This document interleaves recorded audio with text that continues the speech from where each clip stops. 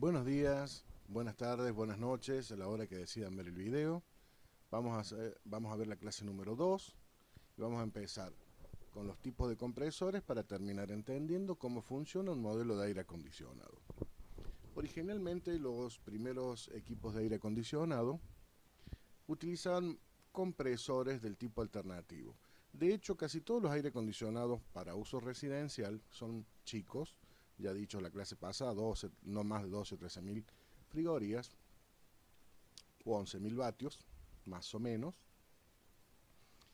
Utilizan compresores del tipo hermético, quiere decir que están sellados. Si se rompe sus partes internas, será necesario cambiar el compresor porque no se puede reparar. Por lo menos en la actualidad no se reparan. En el pasado sí. Bien, los primeros equipos de aire acondicionado, los modelos de ventana, salían o se hacían con un compresor del tipo alternativo. En la bocha o cápsula estaba toda la unidad compresora y solamente desde afuera teníamos la toma de succión o entrada, la toma de servicio, generalmente usada para la carga de refrigerante, la conexión eléctrica y la toma de descarga o salida, que sería esta, que está por ahí al lado de la conexión eléctrica. Estos compresores usaban un tipo de pistón que era movido por un pequeño motor incluido adentro de la bocha del aire acondicionado, del compresor, perdón, eh, que generaba un movimiento alternativo dentro de una cámara. En esta cámara tenía dos válvulas, una de admisión y una de escape. Cuando el pistón se dirigía hacia el punto muerto inferior, en este caso hacia la parte de abajo, se abre la cámara de la válvula de admisión, permitiendo que entre refrigerante a la cámara, y se sella automáticamente la válvula de escape.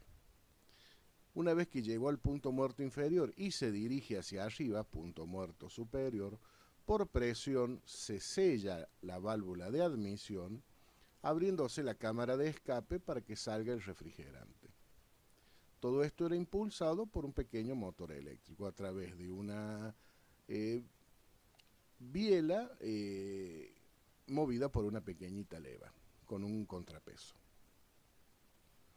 Bien, acá tenemos una foto de más o menos lo que sería un dibujo, más o menos lo que sería un compresor.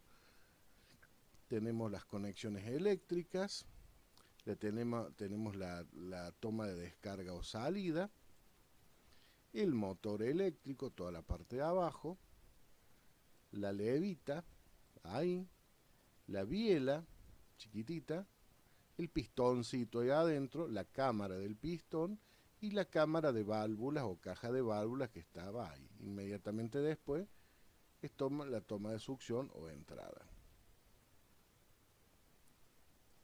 Por aquí entraba y por aquí salía. Bien, aunque estos fueron en sus primeros pasos, con el tiempo los compresores para aire acondicionado y para muchas otras aplicaciones pasaron a ser del tipo rotativo. El sistema rotativo es un compresor que funciona mediante la rotación descentrada de una pieza en forma de anillo adentro de una cámara circular. El efecto final es una alta compresión con un bajo par mecánico. Esto hace que se produzca un menor gasto de energía, menos ruido y mayor eficiencia. Visto de afuera, tenemos la toma de entrada o succión. A continuación tenemos un filtro desecante o deshumidificador, muy importante en el aire acondicionado y para estos equipos. Caja de conexión eléctrica, siempre está al lado de arriba, y la toma de descarga o salida del lado de arriba. Este es un compresor rotativo clásico de cualquier aire acondicionado. Internamente tenemos, vamos a achicar un poquitito, internamente tenemos la cámara o estator donde se produce, digamos, el cierre. Todo esto está metido adentro de la bocha. Esta es la parte del compresor. Acá tenemos la toma o succión por donde entra el refrigerante y el movimiento en sentido de la flecha impulsa el refrigerante hacia la toma o descarga de salida. Este es el rotor o anillo que gira de manera descentrada, rozando las paredes de la cámara o estator. A su vez, cuando entra el refrigerante en este punto, este cojinete metálico roza contra el rotor o anillo y es empujado mediante este resorte o muelle. Eso evita que el refrigerante vaya en sentido de la salida. Entonces, cuando el anillo viene por aquí, empieza a compactar y llevar hacia la salida la descarga, generándose una alta presión en esta zona, impulsando el refrigerante. El eje de tracción está solidario a un motor eléctrico, es una pequeña levita con un peso compensado del lado opuesto al giro. Bien, acá podemos ver más o menos las partes. Es la salida, siempre está arriba en estos casos. El motor sigue en la caja de conexiones eléctrica, el motor está del lado de arriba. Esta es la toma de entrada que pasa por el filtro de secante y finalmente entra directamente a la parte de abajo donde está la cámara de compresión dicha anteriormente, ahí abajo. Estos resultan ser mucho más eficientes. Como ya dije, menos par motor, menor gasto de energía, más ruido y mejor presión. La última evolución en los compresores rotativos es el de tipo scroll. Bueno, cabe aclarar que este compresor rotativo tiene una cámara de rotación, pero pueden venir con doble cámara también, mucho más eficiente. En ese caso, no hace falta un peso compensador en la leva, porque tendríamos una cámara rotando para cada lado y se autoequilibraría. A continuación sigue el compresor scroll. Su funcionamiento se basa en inyectar el refrigerante entre dos espirales de metal que se encuentran dentro de una cámara hermética. Mientras el espiral de arriba es fijo y posee el puerto de descarga o salida, el otro espiral es móvil y solidario a un mecanismo que lo hace mover de manera excéntrica dentro del espiral fijo. No rota, simplemente tiene un pequeño movimiento excéntrico. De esta manera se produce una compresión de refrigerante hacia el centro del espiral fijo. El puerto de entrada o admisión se encuentra en la cámara hermética. Con esto se logra una mayor eficiencia, con menor gasto de energía, menor estrés mecánico y además menor ruido. Visto de afuera es bastante similar, tenemos una conexión eléctrica, una caja de conexiones. Este viene con un control de lubricante, con una entrada, pero no es muy necesario, esto casi no utiliza lubricante. Tenemos la toma de succión o entrada, tenemos la toma de descarga o salida, y estos vienen por su alta eficiencia con una válvula de alivio en caso de bloquearse la toma de descarga y esto sigue funcionando, rompe el sello de la válvula de alivio y no explota el compresor. Bien, es medio difícil explicar sin tener uno en la mano, pero bueno, digamos que esto es este aro exterior, sería la cámara de compresión. Internamente tiene el espiral fijo, que sería el más claro, y el espiral que se mueve excéntricamente, que sería el que se mueve. Entonces, el refrigerante entra a la cámara, inunda todo el sistema, pero en el momento en que empieza a rotar el espiral excéntrico, fíjense cómo va cambiando de posición, pero no rota. Ese cambio de posición excéntrico va enviando al refrigerante hacia el centro de los espirales y por ahí sale. Es un movimiento muy pequeño, muy liviano y bastante potente. Genera una presión mucho mayor que el tipo anterior. También pueden venir con varias cámaras de compresión. Hoy en día, hoy en día los equipos más grandes vienen con compresor scroll, pero de acá a un tiempo no muy lejos, todos van a venir con este tipo de compresor. Bueno, visto desde afuera, bueno, tenemos en la parte de abajo donde sería el cárter, donde se aloja el lubricante en el caso de que sea necesario. No utiliza mucho, es más opcional que otra cosa. En la parte de abajo, en este caso, se ubica el motor, la carcasa protectora del motor, la toma de succión o entrada, el conjunto scroll o cámara de compresión aquí al medio, la toma de salida. Este sello flotante es para que no pase, para que pase solo lo necesario hacia arriba. Esta es la parte superior, digamos, la válvula de alivio. Y bueno, y digamos que por aquí por el centro sería la zona de alta presión que tiene que pasar allá. Este sello flotante es una especie de válvula antirretorno. Es la zona, está por debajo de la zona de alta presión. Y además todo esto trabaja sobre rodamientos perfectamente diseñados para un giro importante. Bien, estos serían los tres tipos de compresores utilizados en los aires acondicionados, pero hoy en día el más usado es el rotativo. El scroll se está usando, pero un par de añitos más hasta que se haga más popular.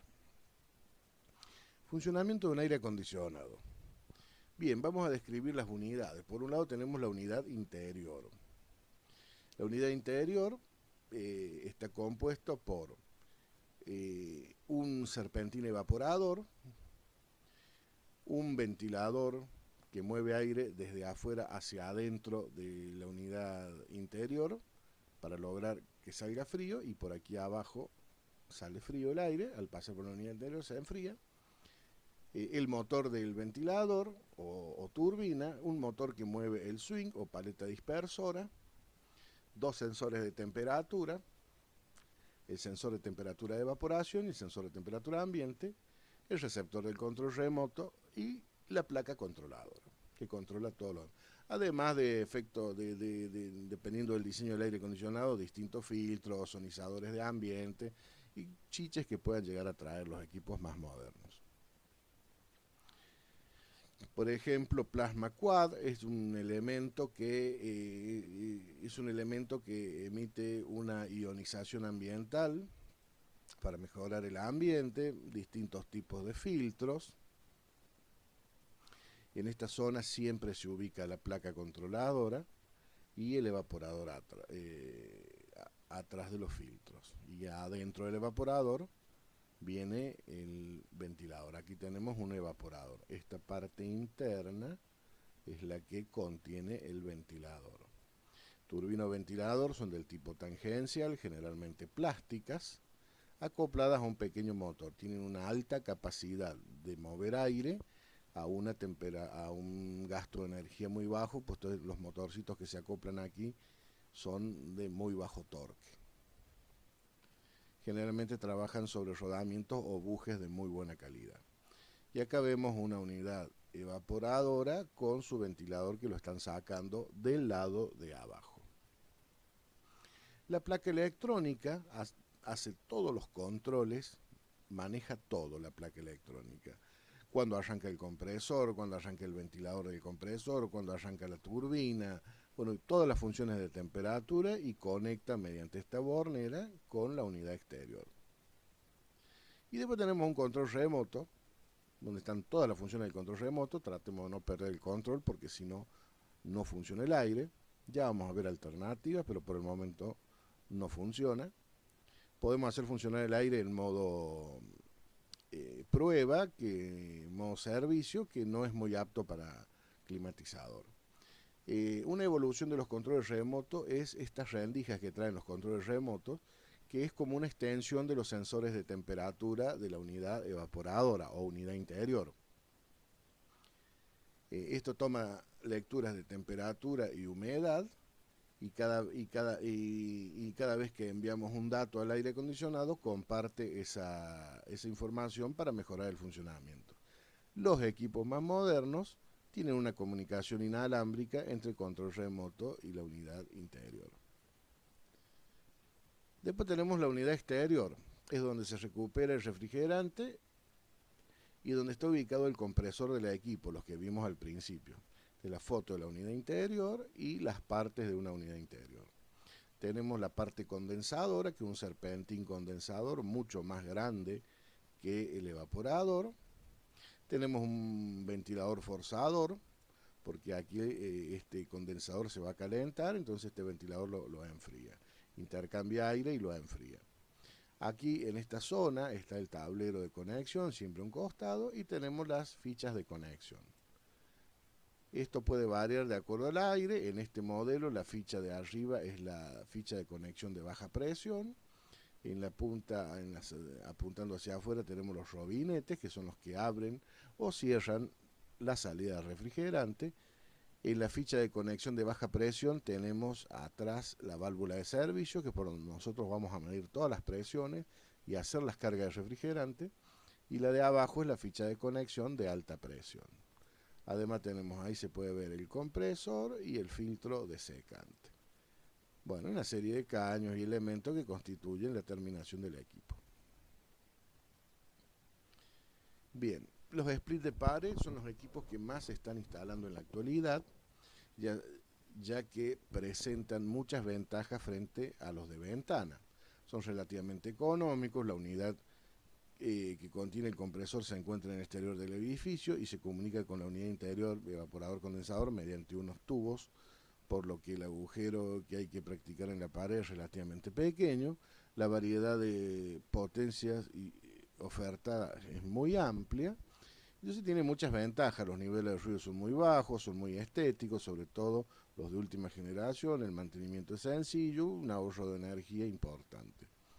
La desventaja, la instalación es más complicada que en los modelos de ventana, por lo que el coste es mayor y es difícil de colocar en determinados sitios, como paredes prefabricadas, edificios, y es poco práctico para los que son inquilinos y principalmente que vivan en edificios. Pero bueno, se siguen usando y listo. Bueno, acá tenemos un ejemplo de una instalación, tenemos una unidad interior adentro de un ambiente, donde entra por arriba el aire del ambiente, ahora vamos a explicar, y sale frío por abajo. Control remoto, mando, unidad exterior. Entonces la unidad toma el aire ambiente, lo enfría y el calor sale adentro del refrigerante a estas cañerías y es entregado al exterior mediante la unidad condensadora, que está en el exterior. El funcionamiento. Vamos directamente al dibujo.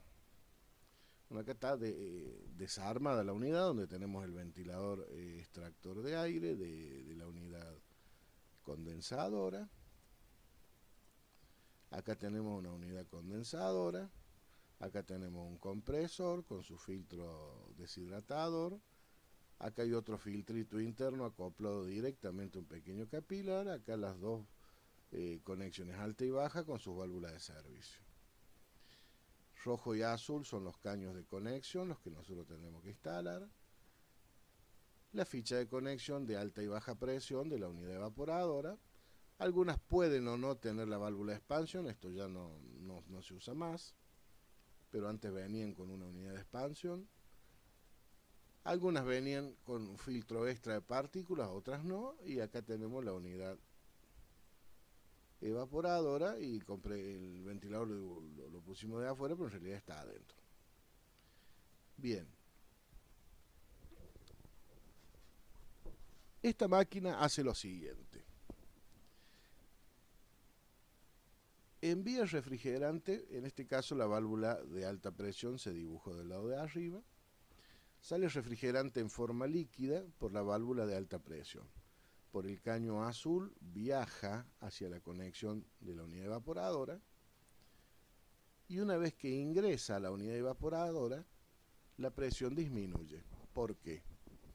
Y porque el tamaño del caño de la unidad evaporadora es mucho más grande, se divide 2, 3, 4, 6 veces, lo que permite que el líquido fluya con mucha libertad y al no tener, al ser más grande el espacio, sale de un caño muy fino hacia un espacio más grande, simplemente se evapora, pasa de ser estado líquido a ser estado gaseoso.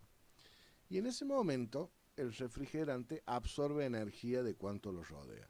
El proceso para que un fluido pase de líquido a gaseoso absorbe gran cantidad de energía.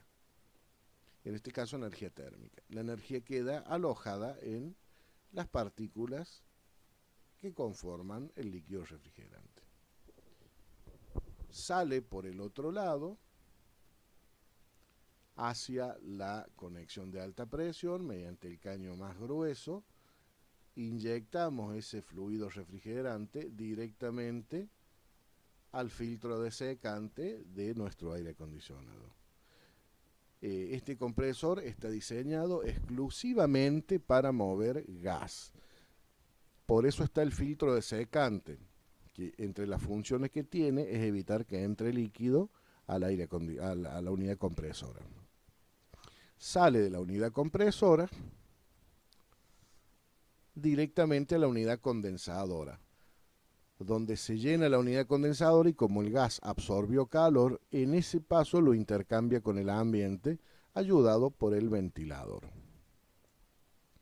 Una vez descargado de temperatura, el refrigerante pasa por un filtro, por las dudas hay alguna partícula, y entra a un capilar, que es un caño muy finito, capaz de aumentar la presión. Al ser más finito, la presión aumenta, y el refrigerante pasa en estado gaseoso a ser líquido para salir nuevamente por la válvula de alta presión o conexión de alta presión. A esto se le llama ciclo refrigerante.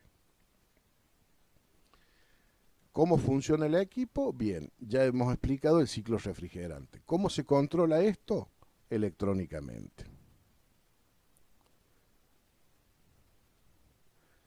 Cuando programamos una temperatura, por ejemplo 21 grados centígrados,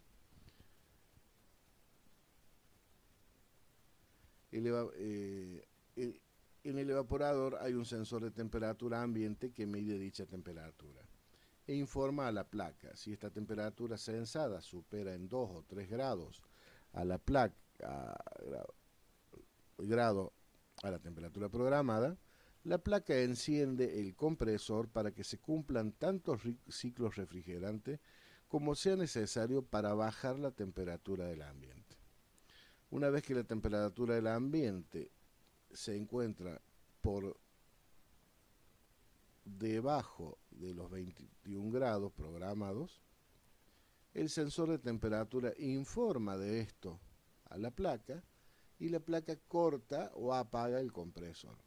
Mientras tanto, la unidad evaporadora o interior sigue funcionando, sigue dando vuelta el ventilador hasta que la temperatura vuelva a superar en 2 o 3 grados a la programada para que la placa vuelva a arrancar nuevamente y a repetir tantos ciclos como sea necesario para volver a bajar la temperatura del ambiente. Y así sucesivamente. Entonces, por el caño fino es alta presión y el refrigerante va hacia la unidad evaporadora.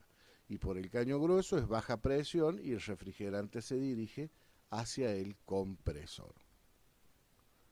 Bueno, esto sería en cierto modo rápidamente explicado el funcionamiento de un equipo de aire acondicionado. Cualquier pregunta que tengan, por los medios ya hablados, me pueden hacer. Bueno, gracias por ver el video. Si les gustó, denle un like y nos vemos la próxima clase. Chau, chau.